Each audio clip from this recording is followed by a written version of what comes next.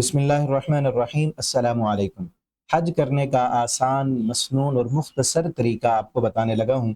अगर इन बातों को आप तवज्जो से सुन लेते हैं तो इंशाअल्लाह आपके लिए हज करना इंतहाई आसान हो जाएगा और आप हज से भरपूर फ़ायदा उठा लेंगे।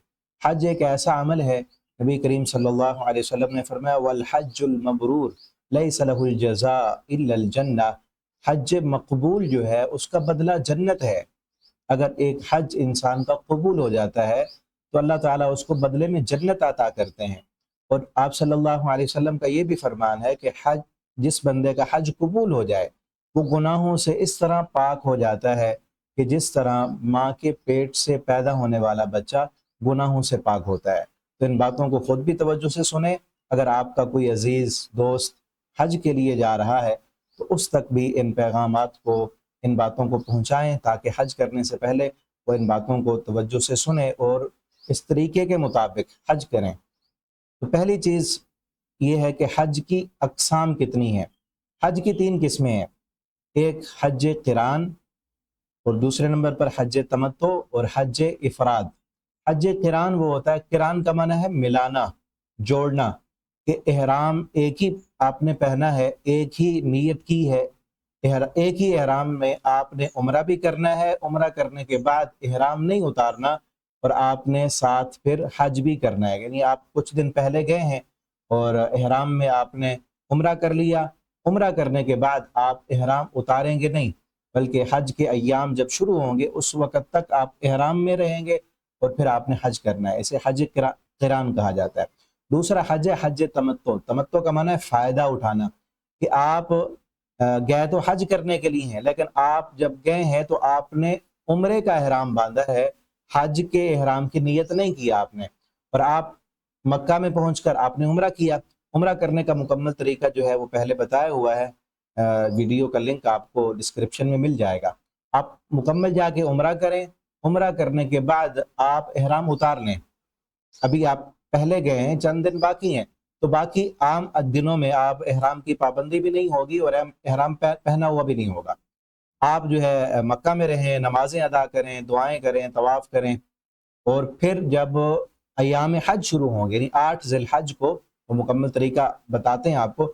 8 ज़िलहज को आपने एहराम बांधना है और फिर हज करना है। वहीं मक्का से ही, मीक़ात पर जाने की ज़रूरत नहीं है, मक्का से ही एहराम पहन लेना है आपने। तो इसे हज तमत्तु कहा जाता है। और हज इफ़राद, ये इफ़राद का माना मुफरद, यानी अकेला हज करना, साथ उम्रे का इरादा ना हो। अब इनमें से बेहतर हज कौन सा है? नबी करीम सल्लल्लाहु अलैहि वसल्लम ने जो हज किया है वो हज क़िरान है, जो पहले नंबर पर लिखा हुआ है। लेकिन आप सल्लल्लाहु अलैहि वसल्लम ने हज तमत्तु करने का सहाबा को हुक्म दिया। आपने भी अपना इजहार किया कि अगर मैं मदीना से कुर्बानी लेके ना आया होता तो मैं भी हज तमत्तु करता। तो आप सल्लल्लाहु अलैहि वसल्लम चूँकि कुर्बानी लेके आए थे, इसलिए आपने हज क़िरान किया है, और बाकी सहाबा को आपने हज तमत्तु करने का, और आपने ख्वाहिश भी ज़ाहिर की है कि हज तमत्तु करना चाहिए, कि मैं भी अगर कुर्बानी ना लेके आता तो हज तमत्तु करता, ज़्यादा फ़ायदा भी इसी में है। तो हज तमत्तु करने का तरीका आपको बताया जा रहा है, फ़र्क भी आपको बता दिया है। तो आप अगर पहले जितने दिन भी आप पहले गए हैं, आप जाके उम्रा कर लें, उम्रे का तरीका डिस्क्रिप्शन में मौजूद है। उसके बाद आप एहराम उतार लें और फिर हज के जब दिन शुरू होंगे, हज के दिन जो है 8 ज़िलहज को हज के अय्याम शुरू हो जाते हैं, 8 ज़िलहज से। और 8 ज़िलहज को आपने एहराम पहनना है और मिना जाना है। मिना जाने का कोई ख़ास वक्त नहीं है। सुन्नत तरीका जो है वो फजर की नमाज आप मक्का में अदा करेंगे और फिर आप जो है पैदल मिना जाएंगे। पैदल मिना जाने का रास्ता मौजूद है, लेकिन आजकल ज़्यादा रश होने की वजह से 7 तारीख की रात को, यानी 8 ज़िलहज से पहले, 8 ज़िलहज को यौम तरविया कहा जाता है, और 8 तारीख से पहले पहले जो है वो कंपनियों वाले, पहुंचाने वाले जो है बसें भर भर के वो हाजियों को ले जाते हैं। अगर आपको रास्ता मालूम है, आप अगले दिन जाना चाहते हैं, पैदल जाना चाहते हैं, तो आप बेहतर तरीका और सुन्नत तरीका यही है कि फजर की नमाज आप काबा में अदा करेंगे और आप फजर की नमाज के बाद ज़ुहर से पहले पहले मिना में पहुंचना ज़रूरी है। ज़ुहर की नमाज से पहले पहले आप मिना में पहुंच जाएं। लेकिन अगर आपको पहले 7 7 تاریخ کو اور یا 8 کی رات کو آپ کو لے کے جاتے ہیں تو اس میں بھی کوئی حرج نہیں ہے. آپ منا پہنچ کر منا میں قیام کرنا ہے. 1 دن کا قیام ہوگا. 8 ذی الحج آپ نے منا میں ظہر، عصر، مغرب، عشاء اور فجر کی نماز وہاں ادا کرنی ہے. اور ظہر، عصر اور عشاء یہ 3 نمازیں قصر پڑھنی ہیں آپ نے. مغرب اور فجر کی نماز چونکہ قصر نہیں ہوتی وہ آپ نے پوری پڑھنی ہے. 3 نمازیں قصر پڑھنی ہے، چاہے آپ مقیم ہیں وہاں مکہ میں رہنے والے ہیں، چاہے آپ باہر سے آئے ہوئے ہیں. کیونکہ نبی کریم صلی اللہ علیہ وسلم نے حجۃ الوداع کے موقع پر بالاستثناء تمام حجاج کو یہ نمازیں ظہر، عصر اور عشاء قصر پڑھائی تھیں. اور جو مکہ میں جو حاجی نہیں تھے ان کو آپ صلی اللہ علیہ وسلم نے یہ فرمایا تھا کہ وہ پوری نماز پڑھیں. اس کے بعد جب فجر کی نماز آپ ادا کر لیں گے تو اگلا دن شروع ہو جائے گا 9 ذی الحج کا. 9 ذی الحج یوم عرفہ ہے. 9 ذی الحج کا دن عرفہ کا دن ہے، جس دن حاجی جو ہے وہ میدان عرفات میں جاتے ہیں اور یہی دن حج کا دن ہے. اصل جو 9 ذی الحج یوم عرفہ کا دن آپ نے میدان عرفات میں جانا ہے. میدان عرفات میں سورج طلوع ہونے کے بعد آپ نے منا سے روانہ ہونا ہے اور عرفات میں جانا ہے. پیدل بھی راستہ موجود ہے اور آپ سواری پر بھی جا سکتے ہیں. اور یہ اہم بات یہ ہے یہاں پہ بتانے کی کہ میدان عرفات میں پیدل جانا افضل ہے یا سواری پہ جانا افضل ہے. نبی کریم صلی اللہ علیہ وسلم جو ہے آپ سواری پر گئے، اونٹنی پر آپ صلی اللہ علیہ وسلم سوار تھے. بہت زیادہ رش تھا. آپ نے حجۃ الوداع کے موقع پر آپ اونٹنی پر تھے اور باقی صحابہ پیدل تھے. بعض لوگ جو ہے وہ یہ کرتے ہیں کہ میدان عرفات میں جانے کے لیے سواری موجود ہونے کے باوجود بھی پیدل جانے کو ترجیح دیتے ہیں. اگر سواری موجود ہے تو آپ سواری پہ جائیں، لیکن اگر آپ یہ سمجھتے ہیں کہ رش کی وجہ سے سواریاں بھی لیٹ ہو جاتی ہیں تو آپ پیدل جا سکتے ہیں تو پیدل جائیں.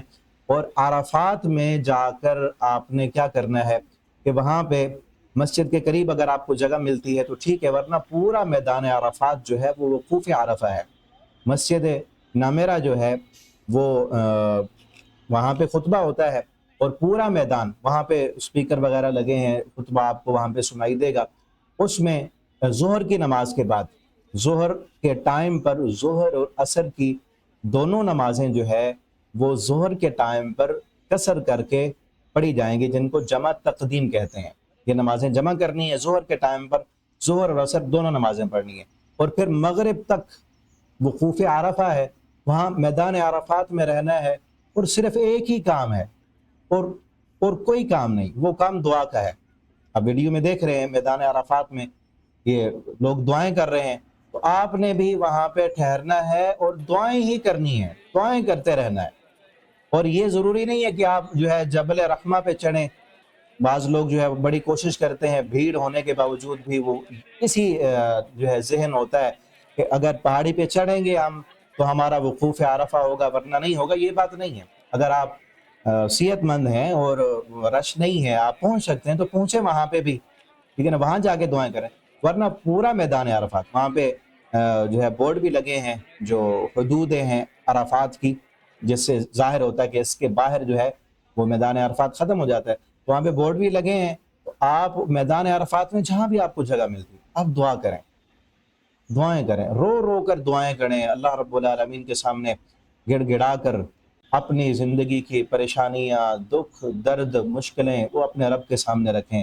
اپنے والدین کے لیے دعائیں کریں، اساتذہ کے لیے دعائیں کریں. اور مجھ چیز کو بھی آپ دعاؤں میں ضرور یاد رکھیں. جو بھی میرے پاس پڑھنے والے اسٹوڈنٹ ہیں یا جو بھی آپ میری بات کو سن رہے ہیں، آپ میری اس ویڈیو سے حج کا طریقہ سیکھ رہے ہیں تو ضرور دعا کیجئے گا. اللہ رب العالمین ہمیں بھی میدان عرفات کی حاضری نصیب فرمائے اور اللہ ہمیں بھی وہاں پہ دعائیں مانگنے کی توفیق دیں. تو مغرب تک آپ نے دعائیں کرتے رہنا ہے. اور یہ ضروری نہیں ہے کہ آپ کھڑے ہو کے دعا کریں. بعض لوگوں کا یہ بھی ذہن ہوتا ہے کہ اگر ہم کھڑے رہیں گے تو وقوف عرفہ ہوگا ورنہ نہیں. اگر آپ تھک گئے ہیں تو آپ بیٹھ جائیں، بیٹھ کے دعائیں کریں، کھڑے ہو کے دعائیں کریں. آپ اپنے خیمے میں بھی دعا کر سکتے ہیں، باہر بھی جا سکتے ہیں. اکیلے تنہائی میں اگر خیمے میں باقی لوگ موجود ہیں، آپ ان کے سامنے جو ہے وہ اس انداز میں رو کر گڑ گڑا کر نہیں دعا کر سکتے تو باہر چلے جائیں، اکیلے چلے جائیں. اور خصوصاً اس حج کے موقع پر اپنے جو ہے بھائیوں کے لیے فلسطینی مسلمان بھائیوں کے لیے جو ہے ضرور آپ نے دعا کرنی ہے، ضرور اپنی ان دعاؤں میں یاد رکھیں اپنے فلسطینی بھائیوں کو۔ اور یہ جو میدان عرفات ہے، اس کی جو دعائیں ہیں بڑی زبردست جو ہے وہ دعا قبول ہوتی ہے۔ اس میں نبی کریم صلی اللہ علیہ وسلم کا فرمان ہے کہ اللہ رب العالمین اس دن اتنی دعائیں قبول کرتے ہیں، اتنی دعائیں اپنے بندوں کی قبول کرتے ہیں کہ اللہ رب العالمین فرشتوں سے کہتے ہیں کہ اس میدان میں جتنے بھی لوگ آئے ہوئے ہیں ان سب کے گناہوں کو معاف کر دیں۔ ایک روایت میں آتا ہے، حضرت عائشہ رضی اللہ تعالیٰ عنہ فرماتی ہیں نبی کریم صلی اللہ علیہ وسلم نے فرمایا کہ عرفہ کے دن، عرفہ کے علاوہ کوئی دن ایسا نہیں ہے جس دن اللہ رب العالمین کثرت سے اپنے بندوں کو جہنم سے آزاد کرتے ہوں۔ اس روز اللہ رب العالمین اپنے بندوں کی بہت زیادہ قریب ہوتے ہیں، اور فرشتوں کے سامنے ان حاجیوں کی وجہ سے اللہ تعالیٰ فخر کرتے ہیں اور فرشتوں سے پوچھتے ہیں کہ یہ لوگ کیا چاہتے ہیں، یعنی اپنی دنیا کی ضرورتوں کے باوجود ان سب کے بچے بھی ہیں، گھر بار بھی ہے، سب کچھ ہے، اپنا سب کچھ جو ہے وہ چھوڑ کر اس میدان میں جمع ہوئے ہیں اور یہاں پر پہنچے ہوئے ہیں، یہ کیا چاہتے ہیں؟ تو فرشتوں سے اللہ رب العالمین کہتے ہیں کہ ان سے کہہ دو میری رضامندی ان کے لیے، میں نے ان کو معاف کر دیا، ان کو بخش دیا۔ فرشتے کہتے ہیں کہ ان میں تو فلاں فلاں گناہگار بھی موجود ہیں، اللہ رب العالمین فرماتے ہیں میں نے سب کو معاف کر دیا ہے۔ لیکن ایک حدیث میں یہ بھی آتا ہے کہ ایک بندہ رجل اشعث اغبر مد یدہ الی السماء، ایک بندہ بکھرے ہوئے بالوں والا، اس کا جو ہے لباس بھی غبار آلود ہوتا ہے، بال بھی بکھرے ہوئے ہیں، بڑا لمبا سفر کر کے، اور محدثین نے یہ لکھا ہے کہ وہ میدان عرفات میں جبل رحمہ پہ چڑھا ہوا ہوتا ہے اور اللہ رب العالمین سے کہتا ہے کہ اللہ مجھے معاف کر دے، مجھے معاف کر دے، لیکن آواز آتی ہے مطعمہ حرام ملبسہ حرام مشربہ حرام غذی بالحرام فأنی یستجاب لذلک، تیرا کھانا حرام کا، تیرا پینا حرام کا، تیرا لباس یہ تو کپڑے پہن کے آیا ہوا ہے حرام کے، یہ بھی حرام کے پیسوں سے، رشوت کے پیسوں سے، کرپشن سے، سود کے پیسوں سے لیے ہوئے، تیری دعا کیسے قبول ہو؟ تو جس کا رزق حرام کا ہے اس کی دعا وہاں پہ بھی قبول نہیں ہوتی۔ جو اتنا عظیم ترین دن ہے تو اپنا رزق جو ہے وہ حلال کا بنائے، سود سے، حرام سے، رشوت سے، ان ساری چیزوں سے بچ کر حلال کے پیسوں سے جائیں، اللہ رب العالمین سے دعائیں کریں، اللہ رب العالمین ہمارا رزق حلال کر دیں اور ہمیں حلال رزق سے وہاں جانے کی توفیق عطا کریں۔ اور اس دن کی جو بہترین دعا ہے، نبی کریم صلی اللہ علیہ وسلم نے فرمایا سب سے بہتر دعا جو یوم عرفہ کے دن کی گئی مجھ سے اور پہلے انبیاء نے بھی جو اس دن مانگا، وہ یہ دعا تھی لا الہ الا اللہ وحدہ لا شریک لہ لہ الملک ولہ الحمد وہو علی کل شیء قدیر۔ اس دن اس دعا کو کثرت سے پڑھیں، اگر آپ وہاں گئے ہیں وہاں بھی پڑھیں، اور یہاں بھی اگر آپ نہیں گئے، حج کے لیے نہیں گئے، اللہ رب العالمین لے جائیں ہمیں، تو یوم عرفہ کا روزہ بھی رکھنا ہے ہم نے، جو میدان عرفات میں انہوں نے روزہ نہیں رکھنا، اور جو میدان عرفات میں نہیں ہیں یعنی عام ہم اپنے گھروں میں ہیں تو ہم نے عرفہ کا روزہ بھی رکھنا ہے اور یہ دعا بھی پڑھتے رہنا، لا الہ الا اللہ وحدہ لا شریک لہ لہ الملک ولہ الحمد وہو علی کل شیء قدیر۔ تو مغرب کی نماز تک ہم نے میدان عرفات میں رہنا ہے۔ اور آگے شریعت کو بڑا بہترین جو ہے ایک عمل وہ بھی دیکھیں کہ آپ نے مغرب کی نماز تک تو میدان عرفات میں رہنا ہے، لیکن آپ نے مغرب کی نماز نہیں ادا کرنی میدان عرفات میں۔ آپ وہاں دیکھیں گے کس قدر جو ہے انسان کو اللہ رب العالمین کے ساتھ جڑنے کے مواقع پیش آتے ہیں کہ مغرب سورج غروب ہو گیا ہے، نماز مغرب کا ٹائم ہو گیا لیکن اذان نہیں ہو رہی، کوئی لوگ نماز نہیں پڑھ رہے وہاں پہ۔ اس سے معلوم یہ ہوتا ہے کہ شریعت جو ہے وہ انسان کی عقل کا نام نہیں ہے، اللہ کے حکم کا نام ہے، کہ اللہ کا حکم ہے سورج غروب ہو گیا ہے، اور نبی کریم صلی اللہ علیہ وسلم کا عمل ہے کہ نماز یہاں نہیں پڑھنی، نماز آپ نے مزدلفہ میں جا کے پڑھنی ہے۔ اور وہاں پہ راستے بنے ہوئے ہیں پیدل جانے کے بھی، سواریاں بھی جا رہی ہوتی ہیں، پیدل جانا زیادہ جو ہے مناسب ہے کیونکہ سواری رش کی وجہ سے سواریاں بھی لیٹ ہو جاتی ہیں۔ تو وہاں سے آپ نے مغرب کے بعد چاہے آپ سواری پہ جائیں، بعض لوگ انتظار کر رہے ہوتے ہیں سواریوں کی، تو آپ نے مغرب جا کے وہاں پہ مزدلفہ میں پڑھنی ہے، چاہے آپ رات کے 10 بجے پہنچیں، 11 بجے پہنچیں۔ جب آپ مزدلفہ میں پہنچیں گے تو وہاں جا کر آپ نے مغرب کی نماز پہلے پڑھنی ہے، پھر عشاء کی نماز پڑھنی ہے، دونوں نمازیں اکٹھی، ٹائم تو عشاء کا ہو جائے گا، 10-11 بج جاتے ہیں، بعض اس سے بھی زیادہ لیٹ ہو جاتا ہے، تو آپ نے دونوں نمازیں وہاں پہ جا کے میدان مزدلفہ میں وہاں پہ ادا کرنی ہے۔ اور پھر آپ جیسے ہی آپ میدان میں پہنچے نا، بہت زیادہ رش ہوگا وہاں پہ مزدلفہ میں، وہاں پہ رش ہوگا، اور آپ نے پہلے جاتے ہی اپنی جو ہے جگہ وہاں پہ تلاش کر لینی ہے، مناسب جگہ، وہاں پہ آپ نے اپنا جو ہے جائے نماز یا جو بھی آپ کے پاس چادر وغیرہ جو کچھ ہے اس کو آپ نے بچھا لینا ہے اپنے پاس، تاکہ وہاں پہ آپ قیام کر سکیں۔ اور مزدلفہ میں مغرب اور عشاء کی نماز پڑھنے کے بعد آپ نے وہاں پہ قیام کرنا ہے، وہاں پہ آپ سو جائیں، تھکے ہوں گے آپ، وہاں پہ وقوف کرنا ہے۔ یہ بھی حج کا جو ہے واجبات میں سے، حج کے ارکان اور واجبات آپ کو بعد میں بتاتے ہیں تاکہ آپ وہ بھی آپ کے ذہن میں رہے۔ تو وہاں بعض لوگ جو ہے وہ کنکر بھی اٹھا لیتے ہیں، مینا میں اگلے دن جا کے کنکر مارنے ہوتے ہیں، یا آپ مینا سے جا کے اٹھائیں، لیکن وہاں پہ آپ نے سونا ہے اور آرام کرنا ہے رات کو۔ آپ وہاں پہ بھی دیکھیں گے کہ سارے لوگ جو ہے زمین پر مٹی پہ سوئے ہوئے ہیں، چاہے کوئی امیر ہے مخمل کے قالینوں پہ سونے والا ہے، کوئی فقیر ہے، عربی ہے، عجمی ہے، سارے ایک ہی لباس میں اور ایک ہی انداز میں سب زمین پہ سوئے ہوئے ہیں، رات وہاں گزارنی ہے۔ اور اگلے دن صبح کی نماز پڑھنے کے بعد آپ نے دعا کرنی ہے عرفات جو ہے مزدلفہ میں بیٹھ کر، اور فجر کی نماز کے بعد سورج طلوع ہونے سے پہلے جب روشنی ہو جائے اس وقت آپ نے مزدلفہ سے چلنا ہے اور مینا کی طرف آنا ہے، ٹھیک ہے، پیدل چل کے۔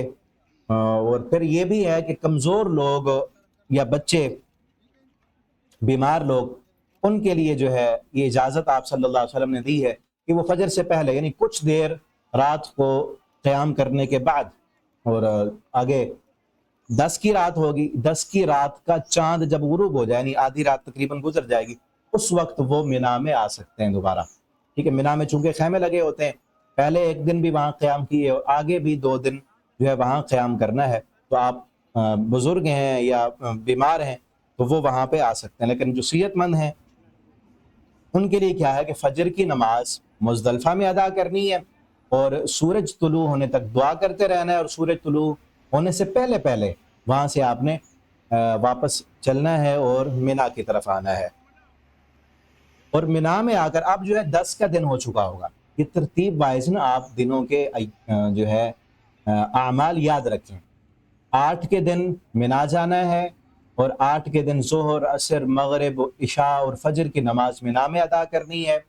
اور اگلا دن جو ہوگا 9 ذی الحج کا، میدان عرفات میں جانا ہے، وہاں پہ ظہر اور عصر کی نماز اکٹھے ادا کرنی ہے، مغرب تک عرفات میں رہنا ہے، دعائیں کرتے رہنا ہے، اور مغرب سورج غروب ہونے کے بعد عرفات سے مزدلفہ کی طرف جانا ہے، اور وہاں پر آپ نے مغرب کی نماز نہیں پڑھنی، عرفات میں نہیں پڑھنی، مزدلفہ میں جا کے عشاء کا ٹائم ہو چکا ہوگا، عشاء کی نماز وہاں پڑھنی ہے، مغرب پڑھنی ہے پہلے، پھر عشاء پڑھنی ہے، پھر فجر تک مزدلفہ میں رہنا ہے۔ اگلا دن 10 کا ہو چکا ہوگا، تب آپ نے جو ہے مینا میں آنا ہے، اور مینا میں آنے کے بعد 3 جمرات ہیں، 3 جمرات، جمرہ صغرا، وسطیٰ اور کبریٰ۔ پہلے دن 10 کے دن آپ نے پہلے 2 جمرات جو آئیں گے ان کو آپ نے کنکر نہیں مارنے، تیسرے جمرات جو بڑا شیطان ہے اس کی رمی کرنی، کنکر مارنے کو رمی کہتے ہیں۔ آپ نے وہاں سے کنکر اگر لیے ہیں تو وہ، یا پھر آپ مینا سے بھی کنکر اٹھا سکتے ہیں، وہاں پہ جو ہے کنکر بچھائے جاتے ہیں، لیکن آپ شیطان کو ایک دفعہ جن لوگوں نے مارے ہیں اگر وہ کنکر نہیں اٹھانے، اور جگہ سے اٹھانے۔ وہ کنکر لینے کے بعد آپ نے جو ہے بڑے جمرہ کو کنکر مارنے ہیں، 7 کنکر، اور ہر کنکر پر آپ نے اللہ اکبر کہنا ہے، اللہ اکبر کہتے ہوئے کنکر مارنے ہیں۔ اور پھر اس 10 ذی الحج کے دن کے جو اعمال ہیں وہ ترتیب وائز آپ یاد رکھیں۔ پہلا عمل جو ہے وہ شیطان کو، بڑے شیطان کو کنکر مارنے ہیں، اور دوسرا کنکر مارنے کے بعد اگلا جو کرنے کا کام ہے آپ نے قربانی کرنی ہے۔ آپ اپنے ہاتھ سے کر سکتے ہیں تو سب سے بہتر ہے، اگر اپنے ہاتھ سے نہیں کر سکتے تو آپ جو ہے کسی بھی کمپنی کے ساتھ ہیں یا جو بھی آپ کسی کو پیسے دے دیتے ہیں وہ آپ کی طرف سے قربانی کر دیتا ہے تو آپ کا عمل مکمل ہو جائے گا۔ اور قربانی کے بعد آپ نے حلق کرانا ہے. حلق کرنے کے بعد چوتھا عمل جو اس دن کے کرنے کا ہے وہ آپ نے طواف کرنا ہے، جسے طواف حج کہا جاتا ہے. حج کا طواف آپ نے جا کے حج طواف کرنا ہے. اس کو طواف افاضہ بھی کہا جاتا ہے، طواف حج بھی کہا جاتا ہے. طواف کرنے کے بعد سعی کرنی ہے اور آپ احرام اتار دیں گے. 10 کا دن ہے، احرام اتر گئے، 10 کے دن ظہر ہو جائے گی، مغرب تک آپ جو ہے طواف کر لیں گے. یعنی آپ نے 8 کو احرام باندھنا ہے اور 10 کے دن 8، 9 اور 10 یہ 3 دن احرام ہے. اس کے بعد آپ احرام اتار دیں اور پھر آپ نے جو ہے اگلے دن 10 تو گزر گیا، 10 کی رات بھی، 11 اور 12 یہ 2 دن مزید آپ نے مینا میں قیام کرنا ہے. خیمے وہاں لگے ہوں گے اور آپ نے جا کر کنکر مارنے ہیں جمرات کو، پہلے کو بھی، دوسرے کو بھی، تیسرے کو بھی. اب جو 2 دن مزید جو ہے رمی کرنی ہے وہ تینوں جمرات کو. پہلے 10 کے دن آپ نے بڑے شیطان کو صرف کنکر مارنے ہیں، باقی ایام میں آپ نے تینوں کو، پہلے کو بھی، دوسرے کو بھی، تیسرے کو بھی. اس کا طریقہ یہ ہے کہ پہلے کو کنکر مارنے کے بعد آپ نے رک جانا ہے، قبلے رخ ہو کر آپ نے دعا کرنی ہے. پھر اگلے کو پھر جو ہے رک جانا ہے، دعا کرنی ہے. تیسرے کو مارنے کے بعد آپ واپس اپنے خیمے میں چلے آنا ہے. 2 دن قیام کرنے کے بعد جو ہے آپ مکہ واپس آ سکتے ہیں، اجازت ہے.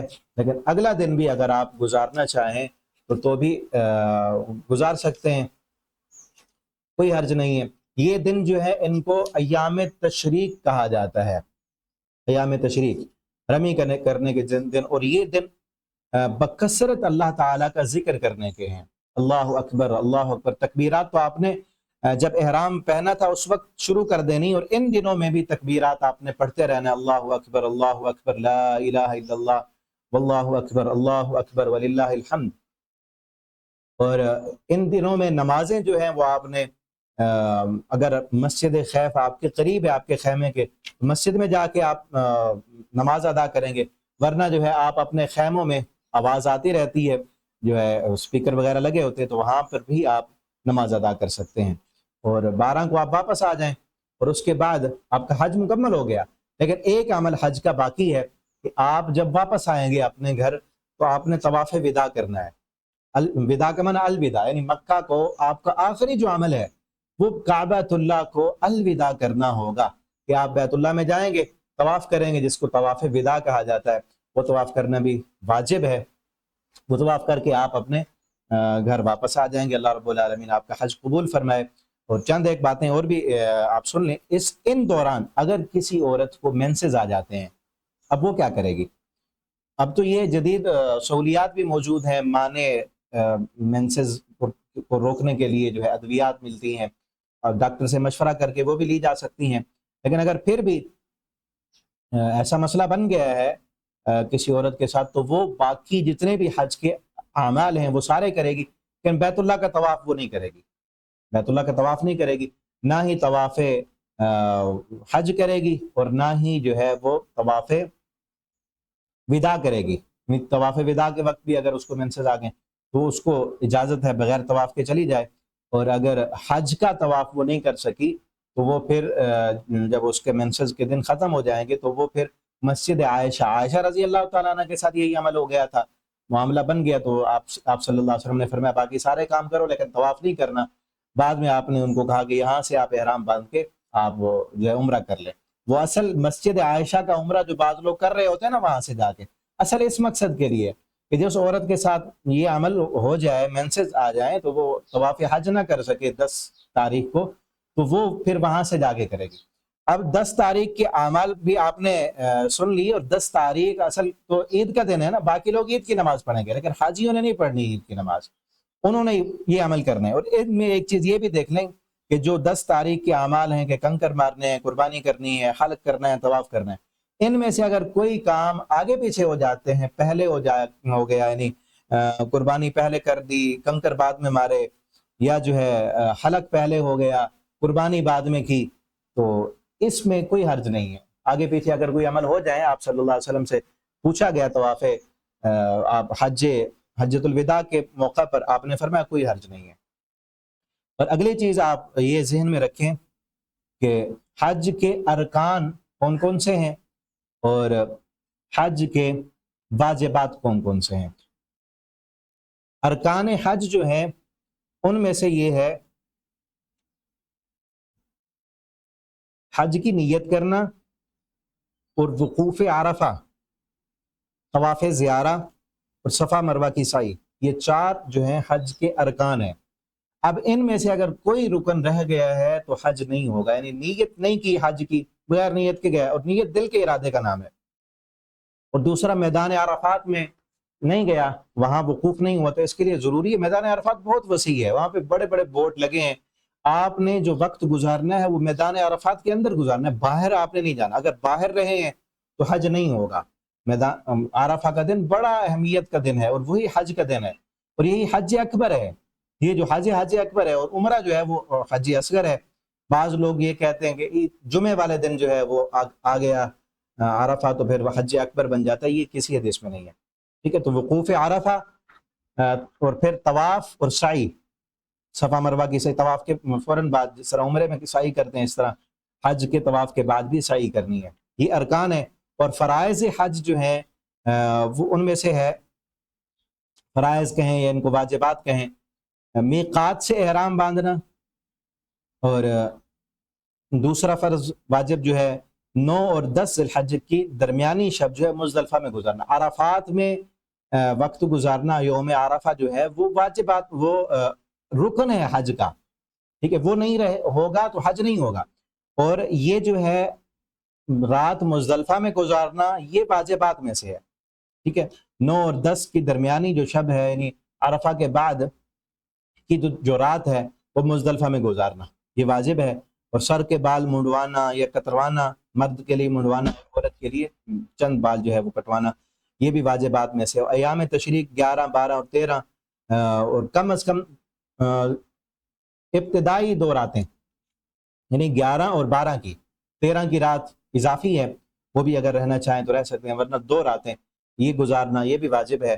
اور تینوں جمرات کو کنکریاں مارنا، ان 2-3 دنوں میں تینوں جمرات کو کنکریاں مارنا، پہلے دن ایک کو مارنی اور باقی 2 دن تینوں کو۔ اس کے بعد طواف وداع کرنا، طواف وداع بتا دی ہے، لیکن حیض و نفاس والی عورتیں جو ہے وہ اس سے مستثنیٰ ہیں، وہ طواف وداع کیے بغیر اپنے ملک میں روانہ ہو سکتی ہیں، لیکن شرط یہ ہے کہ انہوں نے طواف زیارہ پہلے جو طواف حج ہے وہ کر لیا ہو۔ اور اسی طرح قربانی جو ہے وہ بھی۔ اور اگلی چیز یہ ہے کہ اگر واجبات حج میں سے کوئی چیز رہ جاتی ہے تو دم دینا ہوگا، اور حدود حرم میں دینا ہوگا۔ یہ نہیں کہ آپ پاکستان میں کسی ملک میں رہتے ہیں، آپ پیچھے فون کریں گے ہماری طرف سے دم پڑ گیا تو دم دے دیں، یہ نہیں ہوگا۔ حدود حرم میں دم دینا ہے اگر واجبات میں سے کوئی چیز رہ جاتی ہے، اور باقی چیزیں ترتیب 10 دن حج کو جو کام کرنے ترتیب آگے پیچھے ہو گئی ہے تو اس کا کوئی حرج نہیں ہے۔ رکن کی حج کا رہ گیا ہے تو حج نہیں ہوگا، واجبات میں سے کوئی چیز رہ گئی ہے تو آپ دم دیں گے اور آپ کا حج مکمل ہو جائے گا۔ امید ہے آپ کو باتیں جو ہے وہ سمجھ آئی ہوں گی۔ اور سب سے بہتر جو سمجھنے کی چیز ہے ان تمام حج میں سے وہ یہ ہے کہ اللہ رب العالمین کے ساتھ اپنا تعلق مضبوط کریں، اللہ سے دعائیں کریں، اور اللہ رب العالمین کو خالق مالک سمجھتے ہوئے، اپنے آپ کو چھوٹا سمجھتے ہوئے، عاجز سمجھتے ہوئے اللہ رب العالمین کے سامنے جھکیں، گڑ گڑائیں، اور لوگوں کو دیکھیں کہ سب لوگ جو ہے اللہ کے سامنے جو ہے کس قدر بے بس ہیں، اللہ کے در کے بھکاری ہیں، رب کے گھر کے گرد جو ہے طواف کرنے والے، اور قدم قدم پر ابراہیم علیہ السلام کو یاد رکھیں، ان کی وفاؤں کو یاد رکھیں کہ کس طرح ویران بیابان سنسان علاقے میں اللہ نے اتنی رونقیں لگا دی اور ساری دنیا کے لوگ وہاں پہ جمع ہے، کہ کس وجہ سے ہے؟ یہ سارا ابراہیم علیہ السلام کی جو ہے اللہ کے ساتھ محبت، اور ان کی وفائیں اور قربانیاں، اور امتحانات میں جو ہے سرخروئی، اور اللہ رب العالمین کے حکموں کی فرما برداری، کہ انہی وہی میدان منا کا جو ہے میدان ہے کہ جس میں ابراہیم علیہ السلام اپنے بیٹے پر چھری پھیرنے کے لیے تیار ہو گئے، وہی مکہ ہے جس میں ابراہیم علیہ السلام اپنے دودھ پیتے چھوٹے سے بچے کو جو ہے اکیلا چھوڑ کر، اپنی بیوی کو، جوان جو ہے بیوی کو اللہ کے حکم پر اکیلا چھوڑ کے چلے گئے، اور اپنے جو ہے ان کی بیوی بھی کتنی فرما بردار تھی، ان کے اپنے بیٹے کو پانی پلانے کے لیے کوشش کرنے کے لیے وہ دوڑی تھی صفا مروہ پر، تو اس کا دوڑنا اللہ رب العالمین کو اتنا پسند آیا تھا کہ اللہ نے اپنا جو ہے فرض کر دیا. حج میں فرض ہے، عمرے میں فرض ہے. کوئی حاجی لاکھوں روپے لگا کے جا کے بیت اللہ کا طواف صرف کر لے اور صفا مروہ کی سعی نہ کرے، اللہ کو اس کے لاکھوں منظور نہیں ہے. اللہ کو وہ ادا پسند ہے جو ادا اللہ رب العالمین کی فرما برداری میں وہ بے تاب ہو کر تڑپ کر وہ دوڑی تھی. آپ بھی جب وہاں صفا مروہ پہ دوڑیں تو دل میں یہ تڑپ ہو کہ اللہ جس طرح وہ بے قرار تھی، اس کی زندگی کی بے قراریاں تو نے مٹا دی تھیں، اور آب زمزم کا پانی، یہ رحمتیں اور برکتیں یہاں دوڑنے سے ملی تھیں. اللہ میں بھی وہاں انہی قدموں پہ دوڑ رہا ہوں، دوڑ رہی ہوں. اللہ میری بھی بے قراریاں دور کر دے جس طرح تو نے اپنی اس بندی کی بے قراریوں کو دور کیا تھا.